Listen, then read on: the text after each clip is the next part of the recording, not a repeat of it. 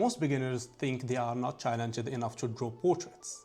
But the real reason their drawings look wrong is much simpler. In 2022, I started my portrait drawing journey and I drew this. Please don't judge me. I was far away from having a challenge, but still, I ended up drawing these portraits, which got me millions of views on my Instagram. Let me give you the structure plan I used to learn portrait drawing. The problem with many beginners is that they try to copy what other professionals are doing without taking the basic steps. And they just complain, I want to draw portraits, not just geometrical shapes. I find it funny actually, because this kind of comparison only happens in art. When you tell a beginner to start with the basics first, they always skip that part and start drawing and shading at the same time and ended up with a mess. Think about drawing like this house of cards. You have the base, the middle, and the top. The detail of a drawing is only about 10%. Jumping into the middle or top won't matter if you have a bad base. So in order for you to draw beautiful portraits or even original characters, you need to fix the base first, which you can simplify into a 3-step system. Step 1. You need to start with the lines and circles. Back in 2022, my lines were stiff and I couldn't draw circles freehand. So I bought a pack of printing paper and built a warm-up routine before each drawing session. About 5 to 10 minutes was enough. I kept on doing it until my line quality and control has improved. And now I can draw circles, well, almost perfectly. This warm-up is the main secret for my drawing improvement. It consists of 3 sections. The first one is parallel lines. You start by drawing one line in any direction and try your best to make the next line parallel, as well as keeping the same distance. This exercise will build your line confidence and your control. Don't worry if your lines aren't that good, because that's the purpose of this exercise. Also, make sure you are drawing with your elbow and not your wrist, as you will have more range of motion. The second exercise will help you with precision and control. Simply just draw 2 dots on the blank paper and try to connect them with one stroke. I like this exercise the most because it's like throwing a ball in the basket. You miss and you keep adjusting until you memorize the feeling of the right shot. The last exercise, you will just draw circles as best as you can. Draw them again and again. Fill the whole page with circles. Don't draw them carefully. Make your line loose and don't focus so much on perfection. You can also add ovals that's wrapping around the circles to make them look like 3D spheres. Just by doing these exercises, your drawing will improve a lot in a shorter period because you are fixing what matters and not just copying a drawing. Step 2 of our structure. We simplify what we see. Drawing is already complicated with anatomy, details, light and shadow, muscles, bones, color theory. You get the point. It's honestly a lot.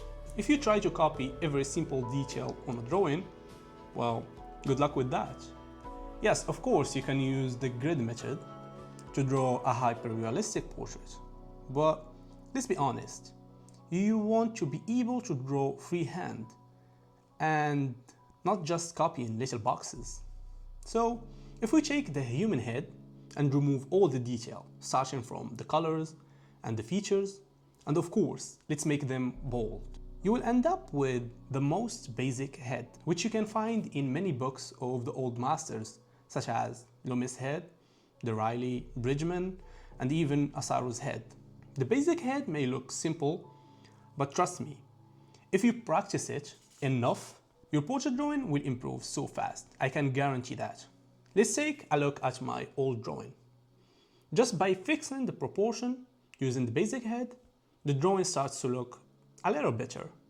I will recommend picking one method at first to understand how to construct the human head, and after learning it, you can toss it aside and start drawing freehand. I will show you how to build a portrait using the Loomis method, as it's the most popular and the easiest one. So how can you draw the basic head? You start with a circle and then we cut the sides. We represent that by a circle. Keep in mind that because of perspective, the only position you see a full side circle is in profile view. As the head turns to the front view, the side circle becomes an oval. Then we move to the eyebrow line.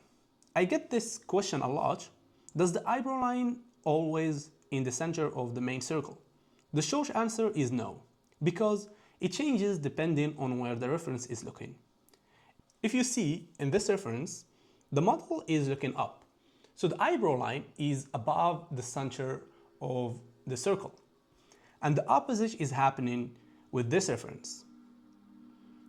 After that, we draw the center line. Remember, this line refers to the center of the face, not the center of the circle. So similar to the eyebrow line, it moves with the angle of the face. Then the thirds of the face. I know someone in the comment will start typing, well, each human has different features, we cannot use these standard measurements. Well, that's true, but I can assure you that the measurements are flexible and you can use them to start and you can adjust based on your reference. Anyway, lastly, we connect the jaw to the chin. To make it easy for you, I made this simple sheet with these steps and the major measurements that you should know about. You can find it down below in the description. And yeah, of course, it's free. Now that we fixed two of our main pillars, we move to the third one, the proportion. We still don't have any features on our basic head, and we won't add them yet, because what comes first is finding the right position. Let me ask you this. Have you ever drawn a portrait and you kept on erasing and redrawing the features until you felt satisfied? But later on, when you looked at it, it started to look a bit off, and you didn't actually know what's wrong with it. You see, many beginners struggle with that, and I did as well. When I drew this portrait, I was really upset because I followed the instruction step by step, but I couldn't tell what's wrong with my drawing.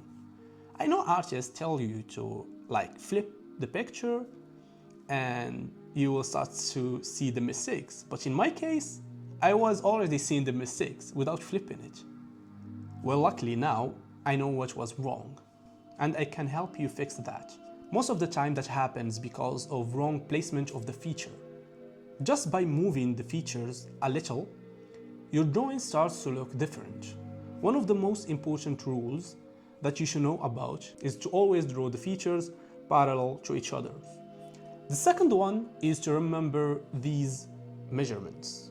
For example, the eye will always be at the center of the face, and the nose is in the middle third, as we discussed in the Loomis method. As for the ears, they align with the nose, and the mouth, you can find it by dividing the lower third, and it's almost always in the top section. And of course, as I mentioned earlier, these measurements can be changed depending on each reference. That's why the third rule is to analyze the reference using vertical and horizontal lines to find patterns that connect the features together. For instance, this reference here, if you draw a vertical line from the corner of the nose, you can find both the corner of the mouth and the corner of the eye. And by using a horizontal line, you can find the area where the second eye will be. And to find the exact corner, you just imagine a vertical line coming from the second corner of the nose and see how far is it from the second eye. This technique will train your eye to read and analyze the reference and find the relation between the features. Improving this will lead you to draw better and make your drawing more like the reference.